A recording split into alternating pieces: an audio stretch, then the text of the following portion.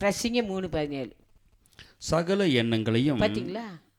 சகல செய்கைகளையும் சகல எண்ணம், நமக்கு என்னென்ன எண்ணம் வருதோ சகல எண்ணங்களையும் சகல சகல செய்கைகளையும் செய்கைகளையும் நியாயம் தீர்க்கும் காலம் இனி இருக்கிறபடியா நாய்ந்திருக்கும் காலம் இனி இருக்கிறபடி. அதுதாங்க சொல்கிறாரு. என்ன செய்ய, இடவிடாமல் செவம் பண்ணு, ஸ்தோத்திரத்தோட செபத்தில் விழித்துரு, ஸ்தோத்திரம் பண்ணிகிட்டே இரு, உன் இறுதிய விழிப்பாக இருக்கும் அப்படி சொல்கிறாரு. அன்றைக்கி நான் டாக்டர் கேட்டேன், எப்படி ஆண்டவர் ஸ்தோத்திரம் பண்ணி விழித்துருன்னு சொல்லி எப்படின்னு கேட்டதா. நம்ம ஸ்தோத்திரம் பண்ணாமல் துதிக்காமல் இருந்தால் நம்ம என்ன செய்யும், எண்ணெய் எங்கெங்கேயோ போயிடும்.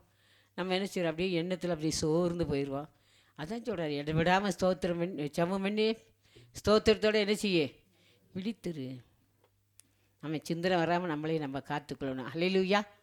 எப்போ காத்துக்கொள்ள முடியும்? நம்ம கர்த்தரோடு எப்போதும் இருந்தால் தான் அந்த நம்ம உள்ளத்தை காத்துக்கணும். நம்ம உள்ளே அதான் இறைமலை சொல்லுமா, இருதயம் கேடு உள்ளது மகா திருக்குள்ள இருதயம். இந்த இருதயத்துக்கு நம்ம இருதயத்தின் வழி நம்ம நடக்கவே கூடாது. நம்ம இருதயம் எப்படிப்பட்டது வாசித்து பாருங்கள். 17ஆம் அதிகாரம், இறைமையின் புஸ்தகம் 17ஆம் அதிகாரம் 9 நம்ம இந்த இருதயத்தை ஜெயிச்சு வந்தால் தான் பரலோகத்துக்கு போக முடியும். எல்லாவற்றையும் பார்க்கிலும் நம்ம பாருங்க சொல்கிறார் பாருங்க, நம்ம இருதயம் எல்லாவற்றையும் பார்க்கிலும் இருதயமே திருக்குள்ளதும் மகா கேடுள்ளதுமாய் இருக்கிறது. நம்ம இருதயம் எப்படி இருக்கான்? திருக்குள்ளது மகா கேடு உள்ளது. இந்த இருதயத்தை நம்ம ஜெயித்து வந்தால் தான் பரலோகத்துக்கு போக முடியும். அப்போ நம்ம என்ன செய்யணும்? இடவிடாமல் ஜெபிக்கணும், ஸ்தோத்திரத்தோட செபத்தில் விழிப்பாக இருக்கணும். இல்லாட்டா நம்ம இருதயம் நம்மளை மேற்கொண்டுரும்.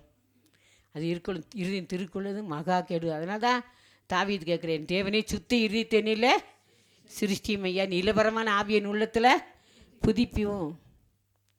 காட்டு சொல்லி இருதயத்தில் சுத்தமில்லாம தான் தேவனை தரிசிப்பான்னு சொல்லியிருக்காரு. நம்ம இருதயத்தில் சுத்தமாக நம்ம காத்துக்கணும்னா நம்ம இடவிடாமல் செபிக்கணும், ஸ்தோத்திரத்தோடு செபத்தில் எப்பொழுதும் விழிப்பாக இருக்கணும். அல்லேலூயா.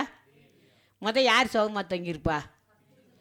கர்த்தருக்கு பிரியமாக இருக்குது. 2வது நீதிமான் சுகமாக தம்பியிருக்கா. 3வது நமக்கு எதிர்ப்பு இருக்குதே, நம்ம என்ன செய்கிறதுன்னு சொல்லி கலங்கியிருக்கோமா, நம்ம பெருமூச்சோடு இருக்கோமா, நம்ம மேலே ரொம்ப பேர் சீர்றாங்களா, அதுக்கெல்லாம் கர்த்தர் காத்து நம்மளை தப்பி நம்ம என்ன செய்வாரா?